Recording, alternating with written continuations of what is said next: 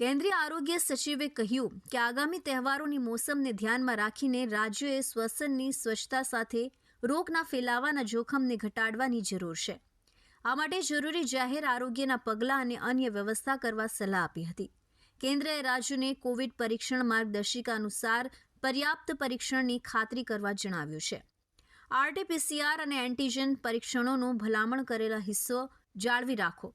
Integrated health information platform portal સહિત તમામ આરોગ્ય સુવિધાઓમાં ઇન્ફ્લુએન્ઝા જેવી બીમારી અને ગંભીર તીવ્ર શ્વસન બીમારીના કેસોનું નિયમિતપણે નિરીક્ષણ કરવા અને જાણ કરવા પણ કહેવામાં આવ્યું છે.